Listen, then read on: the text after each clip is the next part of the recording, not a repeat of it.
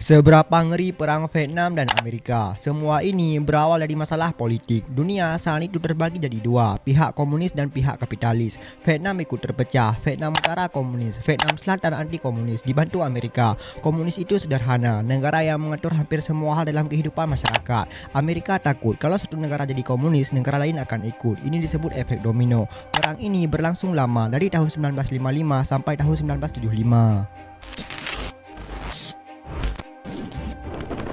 Awal mula perang dari konflik kecil. Vietnam Utara ingin menyatukan negara, Vietnam Selatan menolak, ketegangan makin besar hingga akhirnya jadi perang besar. Masuk tahun 1960, Amerika mulai kirim banyak tentara. Perang di hutan. Perang ini tidak seperti biasa. Hutan Vietnam sangat lebat, musuh sulit terlihat tapi selalu mengintai. Taktik yang digunakan serangan tiba-tiba, langsung menghilang, bersembunyi di terowongan bawah tanah. Tentara Amerika hidup dalam ketakutan setiap saat. Mereka tidak tahu serangan akan datang dari mana.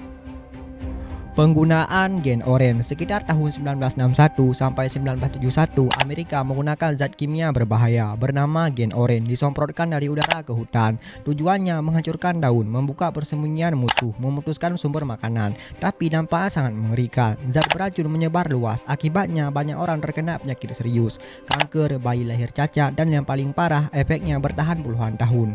Jumlah korban dalam perang ini sangat besar. Sekitar 2 sampai 3 juta warga Vietnam meninggal dunia. Lebih dari 58.000 tentara Amerika tewas, jutaan lainnya luka dan trauma. Kehidupan tentara Amerika saat perang di Vietnam hidup dalam kondisi ekstrim, panas, lapar, selalu takut serangan bisa datang kapan saja. Banyak yang pulang tapi tidak lagi sama.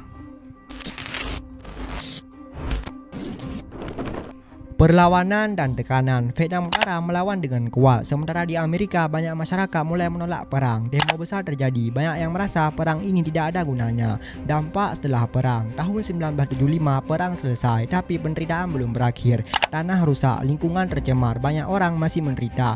Mereka semua terkena zat kimia sangat parah. Hutan menjadi gersang, makanan sulit dicari, dan air di sana nggak bisa diminum karena sudah terkontaminasi dengan zat kimia berbahaya. Dan banyak orang di sana mengalami cacat fisik sangat parah. Banyak tentara Amerika yang pulang membawa luka yang tidak terlihat. Mereka mengalami mimpi buruk, ketakutan berlebihan, sulit hidup normal. Bagi mereka, perang tidak pernah benar-benar selesai. Pelajaran dari perang. Perang ini memberi pelajaran besar. Kekuatan militer tidak selalu menjamin kemenangan, dan keputusan perang bisa berdampak sangat lama.